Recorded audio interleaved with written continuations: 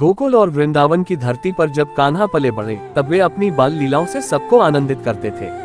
वहीं बरसाने में राधा जी का जन्म हुआ। ऐसा कहा जाता है कि राधा का जन्म ही कृष्ण के प्रेम के लिए हुआ था। जब पहली बार बालकृष्ण और राधा का मिलन हुआ तभी उनके बीच एक अनकहा प्रेम अंकुरित हो गया था।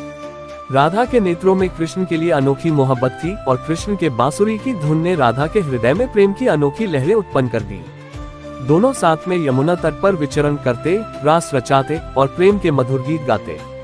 वृंदावन की कुंज गलियों में जब कृष्ण बांसुरी बजाते तो राधा उसमें खो जाती। उनकी आंखों में प्रेम छलकता और उनके हृदय में केवल कृष्ण का नाम बसा था। परंतु ये प्रेम चिरस्थायी नहीं था।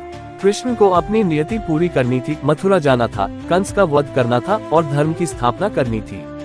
जब ये समाचार वृंदावन में फैला कि कृष्ण अब नहीं रहेंगे, तब राधा का हृदय टूट गया।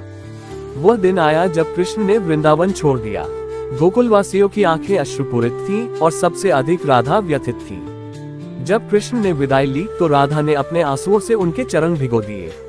वह जानती थी कि कृष्ण उनके हैं, पर वे उन्हें हमेशा के लिए खो देंगी। कृष्ण ने राधा से कहा, राधे, प्रेम केवल मिलन नहीं, यह आत्मा का संग है। हम भले ही दूर हो जाएं, लेकिन हमारे हृदय हमेशा एक दूसरे में बसे रहेंगे। राधा ने कुछ नहीं कहा, बस कृष्ण को अपलक देखती रही। कृष्ण ने मथुरा की ओर प्रस्थान किया और राधा वहीं खड़ी रही, एक सूखी पत्तियां झड़ती वृक्ष की भांति। मथुरा में कृष्ण ने कंस का वध कर धर्म की स्थापना की। फिर उनका जीवन एक योद्धा का बन गया। द्वारका बसाई गई और उन्हें राज्य की जिम्मेदारियां निभानी पड़ी। वह राजकाज में व्यस्त हो गए, लेकिन उनका हृदय वृंदावन में ही बसा रहा। इस दौरान रुक्मिणी और सत्यभामा जैसी रानियों ने कृष्ण के साथ विवाह किया, लेकिन वे जानती थी कि कृष्ण का हृदय किसी और के नाम है।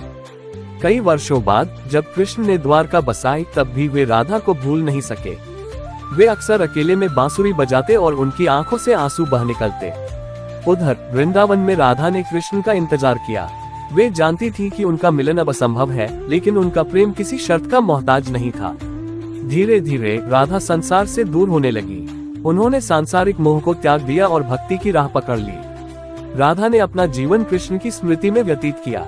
वे वृंदावन के एकांत में रहने लगी, अपने प्रेम को आत्मा का स्वरूप बना लिया। उन्होंने कभी कृष्ण को दोष नहीं दिया, कभी उनकी शिकायत नहीं की। ये प्रेम था निस्वार्थ, त्यागमयी और सबसे ऊंचा। जब कृष्ण ने सुना कि राधा अब संसार त्यागने वाली है, तो वे उनसे मिलने वृंदावन आए। राधा बहुत कमजोर हो चुकी थी। कृष्ण उनके पास बैठे और बोले, राधे, मैंने तुम्हें कभी छोड़ा नहीं, तुम तो मेरे हृदय में सदा से थी। राधा ने धीमे स्वर में कहा, कान्हा, मुझे बस आपकी बांसुरी की धुन सुननी है, एक आखिरी बार। कृष्ण ने अपनी बांसुरी उठाए और मधुर तान छेड़ दी।